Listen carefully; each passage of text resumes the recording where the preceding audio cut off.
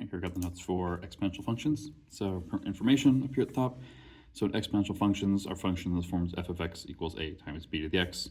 Sometimes y equals ab to the x. You also sometimes see this version with a set of parentheses around the b, just to make that b value more clear. So the value of a is the y-intercept. So if we were to draw a graph where the graph crosses the y-axis, b is the multiplicative rate of change. So these graphs look like this. If b is more than 1, they'll be the reverse of that if b is less than 1, like that. But if you want to think about in terms of slope, on a linear equation, your y values change by adding or subtracting the same amount. So say I had, this t-table, 2, 4, 6, 8. In each case, I am adding 2. So that 2 is the slope of the line. For an exponential function, they're multiples of each other. So for an exponential function, say we had these values and we start at 2, 4, but now the next one's going to be 8, and then 16. To go from one to the next, we multiplied by 2. So that's why it's the multiplicative rate of change. So as the x value increases by 1, the y value changes by multiplying by b. So look up here, our b value example was 2.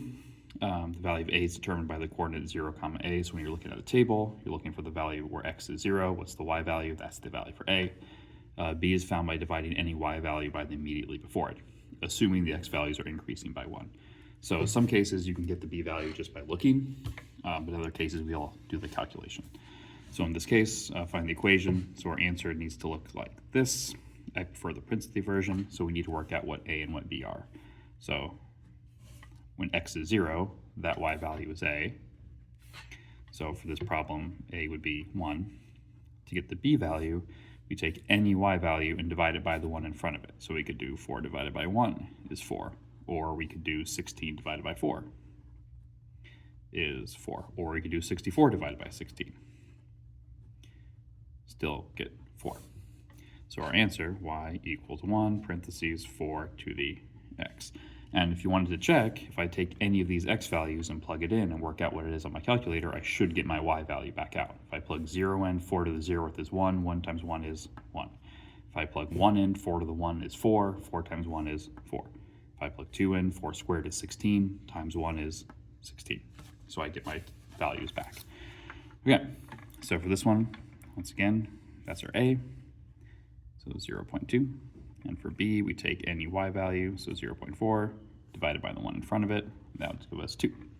So y equals, start over here. Y equals 0.2, parentheses 2 to the x. And once again, if I plug any x value in from my table, I should get my y value back. Okay, so 3. So once again, when x is 0, that y value is a. So for this one, a is 3.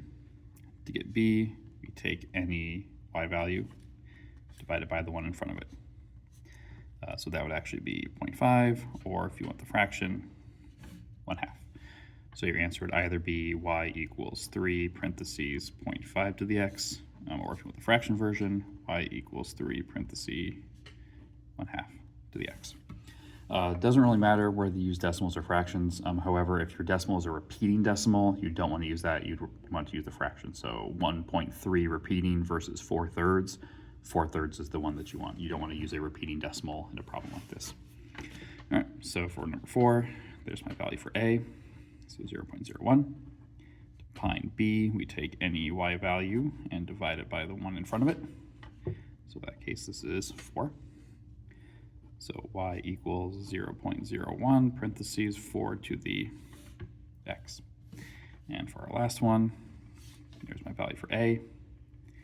And then this one we'll talk about just looking at it. Well, what do I multiply 5 by to get 20? Well, I have to multiply by 4. So that's my b value. If you want to algebra it out, y value divided by the 1 in front of it gives you your 4. So y equals 5, parentheses 4 to the x. And that's the end of the section.